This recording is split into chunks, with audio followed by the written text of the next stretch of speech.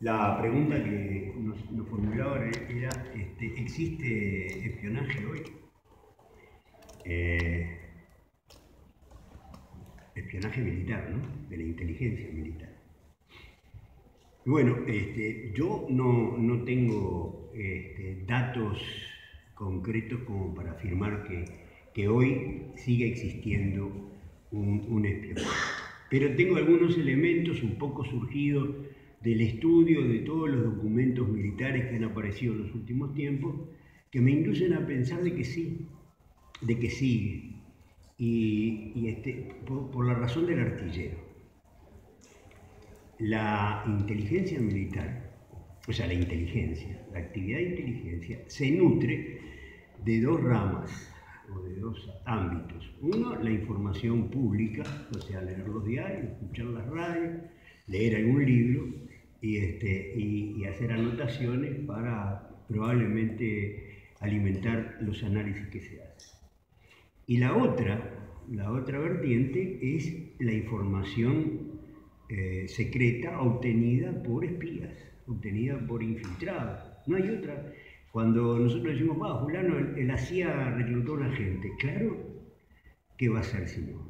O sea, para obtener información que no es pública, se necesita gente que se infiltre, gente que actúe en los medios donde se quiere obtener la información de manera camuflada.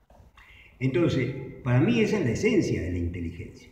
Después, ¿para qué se usa lo que los espías informan? Es otra cosa. Pero en principio, la inteligencia es producto de la actividad de espías, de infiltrados, de agentes, llámenlo como se les antoje. Entonces, si sigue existiendo inteligencia hoy en el ejército, no concibo otra forma de que esos aparatos de inteligencia alimenten su necesidad de información que no sea con agentes, con infiltrados, con amigos que les cuentan. Esa es la primera hipótesis, ¿verdad? Sigue existiendo el espionaje militar porque es inherente a la inteligencia. Y la otra razón que me induce a pensar de que sí sigue existiendo es que la estructura de la inteligencia no ha sido modificada a pesar de las denuncias que se formularon últimamente y a pesar, como va a contar ahora el compañero Puig, lo que está investigando la Comisión Investigadora de Diputados, ¿verdad? Es decir, no se ha tocado la estructura de inteligencia, no se ha tocado para nada la estructura general de las Fuerzas Armadas, pero lo que tiene que ver con inteligencia no se tocó. O sea, y la historia nos demuestra de que hay una continuidad, sobre todo en materia de inteligencia. Y ahora después voy a explicar un poco cuál es el papel que juega la inteligencia en las estructuras militares. El SID, el Servicio de Inteligencia de Defensa, se creó en 1965 y tuvo varias modificaciones por la vía de decreto. Dependía del Ministerio de Defensa Nacional en el 65. En el 68 hubo una modificación, en el 71 hubo una otra modificación, pero la fundamental era de 1974, cuando los militares ya en el poder elaboraron todo el reglamento, toda la estructura formal de su misión. Y ahí el CID dejó de pertenecer al Ministerio de Defensa, aunque en ese momento el Ministerio de Defensa estaba en manos de militares, para pasar a depender directamente de la Junta de Comandantes en Jefe. O sea, no solamente se modificó su ubicación en la estructura de poder, sino que además se definió exactamente cuál iba a ser su misión. Y su misión era proporcionar información a la Junta de Comandantes en Jefe para aportar seguridad al desarrollo. O sea que toda la actividad del Ministerio del CID tenía por objeto controlar, ¿verdad?, espiar todos los aspectos de la vida del país. Y tanto es así que el CID tenía como objetivo colocar en todos los lugares sensibles para la producción, para el control social, para la realización de objetivos políticos, sus funcionarios, sus representantes en esos lugares. Y entonces siempre hubo, desde el 74, en los entes del Estado, por ejemplo, un vicepresidente que era militar, que era un coronel. Y ese coronel respondía al CID, informaba al CID. También ese coronel podía informar al ESMACO, que tenía un carácter estrictamente asesor, pero en realidad respondía al CID. Y era, en tanto vicepresidente o miembro del directorio de ANCAP o de UTE o donde sea, era a la vez delegado del CID. Y eso se daba en todos los ámbitos, en el ámbito de la enseñanza, en el ámbito de la economía. Por ejemplo, durante la dictadura, todos los jefes de policía de todos los departamentos eran a la vez delegados del CID. Podemos pensar de que ellos podían informar al CID. No, eran designados por el CID. Cuando se proponía un nombre para un jefe de policía que siempre fue coronel durante la dictadura, ese nombre tenía que ser avalado por el CID. Y era habitualmente reclutado en las estructuras de las Fuerzas Armadas, ya fuera en lo que tiene que ver con los jefes de policía era el ejército. Pero bueno, habían otras dependencias en las que participaban las otras armas. Pero en términos generales, el CID tenía que definir esos puestos y para eso utilizaba, nombraba, designaba las personas que eran de confianza para la tarea de seguridad. El CID desarrolló durante toda la dictadura, fue la estructura fundamental de la represión y del control de toda la sociedad en todos los aspectos. Y en el marco estrictamente represivo contó con un aparato que era el OCOA, el Organismo Coordinador de Actividades Antisubversivas. El CID tenía no más de 30 oficiales, Y el mecanismo de funcionamiento es realmente excepcional. Los militares yo creo que fracasaron en todos los aspectos, menos en el aspecto represivo del control. El CID, con 30 oficiales, era capaz de tener el control de todo lo que pasaba en el país. Y entonces, cuando ocurrió una cosa en Artigas, se hablaba con los delegados del CID en Artigas y se disponía que el OCOA, a los efectos operativos, actuara en ese departamento. Y si era necesario, el CID mandaba a sus oficiales para asesorar o para interrogar o para conocer. Esa fue la misión del CID. Yo diría que el servicio de inteligencia fue el corazón de la dictadura. Cuando vino la democracia, el CID desapareció.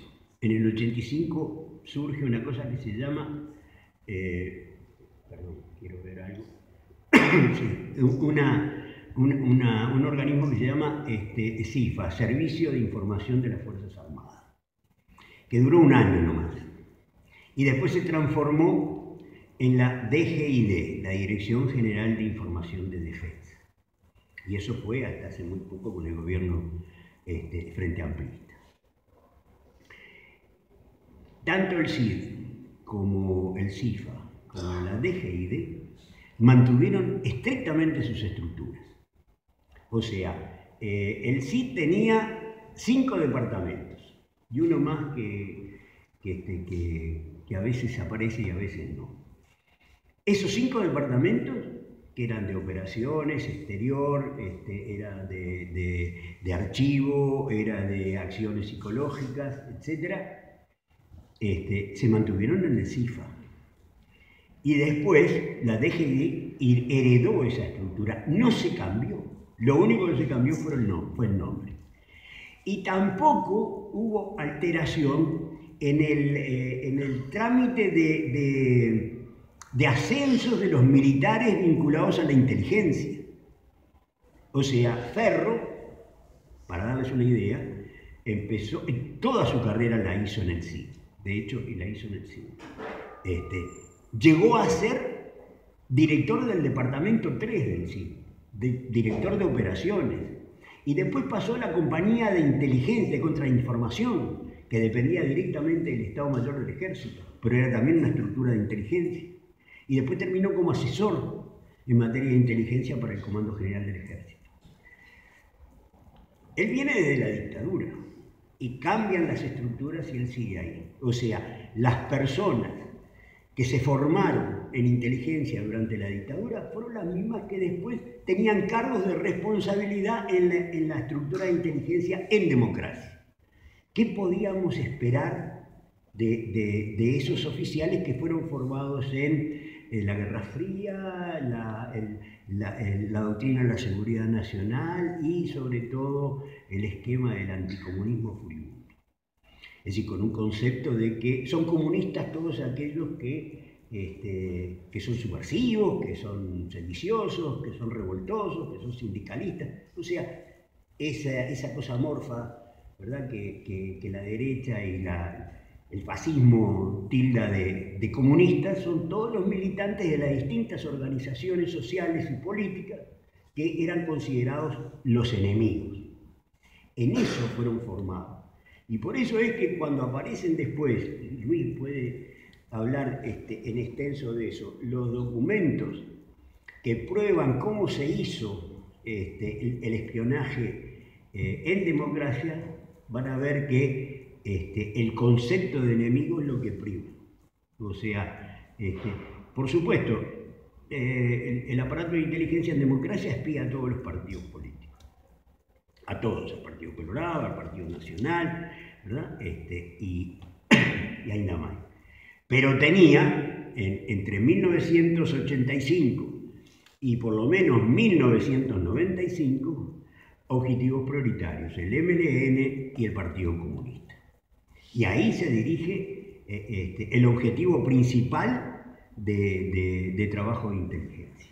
O sea, en democracia, los agentes de inteligencia, los oficiales de inteligencia seguían operando con ese concepto de enemigo que habían heredado de la dictadura y de la Guerra Fría. Y no fueron cambiados. Ahora estamos empezando a conocer los nombres de las personas que estuvieron al frente y que siguen estando al frente de la inteligencia. Y cuando podemos, que es muy difícil, porque toda esta información es difícil de obtener, vamos para atrás, vemos que son los mismos pollitos que iniciaron como tenientes en el CID y que hoy tienen cargos de relevancia, como fue, por ejemplo, el caso del general Barnés. El general Barnés era jefe del Departamento 1, el Departamento de Análisis del CID, en la salida democrática. Y era el que decía, ¿verdad?, que en un análisis firmado por él del Departamento 1 del CID, le estaba dando línea a la Junta de Comandantes en Jefe diciendo: nuestros comandantes tienen que tener conciencia de que, era febrero del 84, de que la institución no va a permitir el revisionismo con respecto a los militares. El revisionismo quiere decir meterlos en cana. Lo dicen en febrero del 84 y dicen: tenemos un primer caso de denuncia que es el de Lilian Celiberti y Universindo Rodríguez. Y alertaban: hay descontento en el interior de las Fuerzas Armadas y tenemos miedo de que se tomen medidas drásticas contra los autores de esa denuncia. O estaban anunciando de que el aparato de inteligencia podía operar y atentar contra dos personas que habían hecho una denuncia por secuestro y torturas. Y entonces, internamente, ellos informan de que hay que dejar claro a los partidos políticos en el inicio de la transición que no se va a permitir el revisionismo. Y eso surge, lo firma Pedro Barnés, que no sabíamos quién era y que después aparece que se suicida porque lo iban a procesar porque el tipo, antes de estar en la inteligencia, estaba en Colonia y había matado a un vecino de Carmelo, ¿verdad? Y como lo agarraron con las manos en la masa, o sea, hubo todo un lío a nivel judicial cuando una jueza investigó el asunto y una fiscal pajarito, ya me... Bueno, ese era Pedro Barnett. No sabíamos quién era, fue uno de los hombres que le mintió a Tabaré Vázquez cuando Tabaré Vázquez pidió la información de dónde estaban enterrados los desaparecidos. Y el informe de él y del general Carlos Díaz fue que fue falsa. Y entonces Tabaré fue y dijo, acá está enterrada María Claudia García de Gelman, y no estaba enterrada. Cuando después lo van a procesar, el tipo, después de unos trámites de chicanas muy grandes, termina suicidándose para no ir preso. Bueno, ese es uno de los tipos, lo pongo como ejemplo, de personas que nosotros no tenemos ni la menor idea y que tienen toda una trayectoria en la inteligencia militar. Y nada ha cambiado. No se han tomado ninguna medida, no se ha analizado qué es lo que se hace. Hasta ahora el gobierno... 5 minutos, no, ya termino. Sí, ya me pasé de los 15. Y bueno, si el gobierno no ha tomado ninguna medida, es evidente que todo va a seguir como está. Gracias.